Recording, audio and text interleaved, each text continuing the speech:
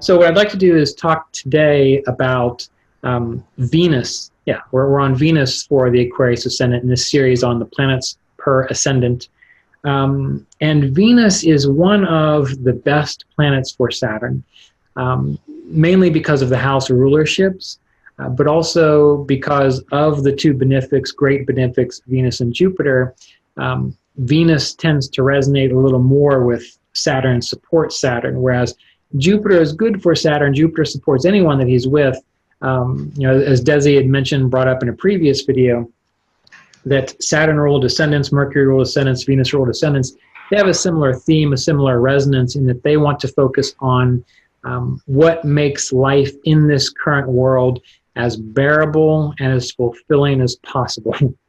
So we're going to be thinking about Venus and the fact that Venus rules over is it the fourth house? Yes, the fourth house for Aquarius Ascendant, and also the ninth house for an Aquarius Ascendant. So that means it rules over an angle and it rules over a trine.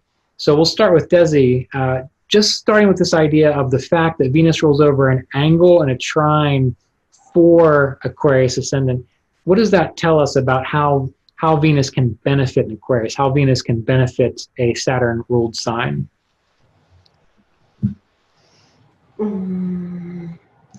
It's a Raja Yoga, right? Yes. Creator. So by being active with Venus, because Venus rules the fourth house, one can tap into their luck, not only, but can really fulfill their path as an Aquarius Ascendant because of the ninth house lordship.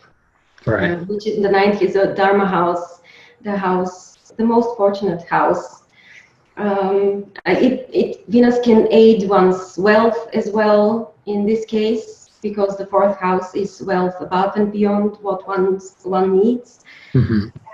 So it's a wealth planet, it's a planet of fortune, it's a planet of grace, but especially for an Aquarius Ascendant, and a planet which can aid the Ascendant Lord being a great friend. Venus is a very good friend of Saturn, so in this way Venus can aid a lot an Aquarius Ascendant in order for them to find their path. Right. And nurturing nature. Yeah, and so you brought up this idea of the nurturing nature of Venus in a previous video. I think it was in the Saturn for Aquarius Ascendant.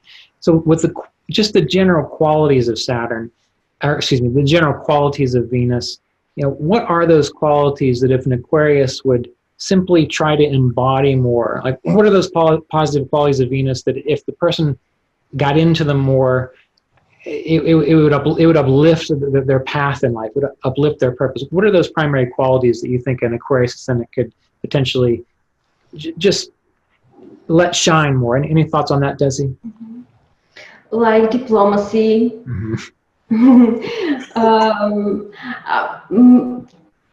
sense of fulfillment, right? A sense of meaning. An Aquarius can be a person who I would love to hear about what do they find meaning in, and they can help others find meaning in this way because perhaps they see some meaning. Right. And it's a planet of the arts. So an Aquarius Ascendant can be very a beautician or somebody who enjoys art, doing things to beautify their homes, seeing the beauty around, speaking in a nurturing way because it goes into the second house where it is exalted. Right. All these things can be very nice to shine through an Aquarius. Yeah, good. And Kim, how about, when she brought up the idea of the fact that Venus is exalted in the second house for an Aquarius Ascendant. So if we have the fourth Lord and the ninth Lord with that exaltation energy in the second house, again, what I want to know is, what are those qualities that a person will tend to have with that? And the reason I want to know that is because if an Aquarius Ascendant, even if they don't have Venus exalted in the second, they will be able to tap into that to help improve that Venus. So thinking about Venus rules the fourth, Venus rules the ninth, it's exalted in the second. What are those qualities that an Aquarius could potentially bring forth to also help benefit just the general path and well-being of an Aquarius ascendant? Any thoughts on that, Kim? I think it would be a nice complement of Venus and Saturn. Like Venus is actually a friend to Saturn. And so Venus could offer Saturn devotion, sort of consistency to get resources and not help him maybe see that the day-to-day, the second house stuff, sort of the gathering of resources, a bigger picture for it, like a belief for why they want to do it or for helping to benefit someone else. And I think it gives just great balance to that. We were talking in the video about how with their career and some things, with Jupiter, they can just get unbalanced and go for gains. And Venus can help take that maybe a little bit out of worldly gains and sort of show the Aquarius who could benefit from this. Right. And, one of the things we covered, I believe it was the end of year 2 in the apprenticeship program, the yogas. And one of the first things Desi brought up was the fact that Venus is a natural Raj yoga producer for an Aquarius ascendant. And we looked at other yogas too. There are yogas for wealth, yogas for enjoyment, yogas for dharma, yogas for spirituality, moksha, and liberation. And what's fascinating is that Venus rolls over a moksha house, which is the 4th house. The moksha houses are 4, 8, and 12. And Venus rolls over a dharma house. And one of the things that we learned was that for it to be true liberation, true moksha, true spirituality, that kind of yoga, there has to be an involvement with a dharma house as well. So Venus is one of those planets that contributes to an increase in one's spirituality, an increase in one's capacity for liberation and moksha. And when we look at Venus, it's exalted in the 2nd house. Now, the 2nd house is one of those houses that deal with our resources and our work. And we've got Venus exalted in the 2nd, right? And so that shows us that by taking that Venetian quality of supporting the Dharma of the 9th house, of being tuned into one's emotional well-being, the emotional well-being of others, 4th house and family, and we put it in the 2nd house exalted, that when an Aquarius ascendant puts aside essentially their own needs for the well-being of others, that is helping their spirituality. Similarly, we have Jupiter exalted in the 6th house, which is another planet simply of wisdom and enlightenment, and it's in the 6th house. That's where it's exalted. So this shows us why Aquarius ascendants, why they need to work in the world, be in the world, do their duty, even if they don't like it, because they are karma yogis. They are not necessarily the ones that are meant to go off into the mountains and disappear. Because of where those planets are placed, it shows a strong sense of work in the world, of karma yoga in the world. Kim, as an Aquarius ascendant, you have any thoughts on that? Well, it made me think when you started talking about the yogas and the type of houses, like Aquarius ascendant, aren't they a karma? So aren't we just here for enjoyment anyway? So Venus is really needed to give those wholesome enjoyments, to give the desires for the things that are, wholesomely enjoyable versus, because I think even Yavana Jataka describes the sign as like a place where there's gambling and other things where if you don't have the wholesome enjoyment and the beliefs that you're saying to get you through, it's going to go sideways. Right. It's very good. I didn't even think to take it there. What Kim mentioned was that, Aquarius is the natural 11th sign of the zodiac, and the Kama houses, or the houses of enjoyment, are 3, 7, and 11, right? Mm-hmm. So we need the kind of balance that we have here. But now let's consider the idea of Venus being debilitated in the 8th house. All right. So Desi, when you think about that, we've got this 4th lord, and we've got this 9th lord for an Aquarius ascendant debilitated in the 8th house of Virgo. What does that tell you about how a person can potentially fail with Venus or have some difficulty working with Venus well. Any thoughts on that? Seeking fulfillment in the wrong places, Yes. or not in a wholesome way. Eighth house is the house of sexuality, the occult. They can be tempted perhaps to dig into the occult, because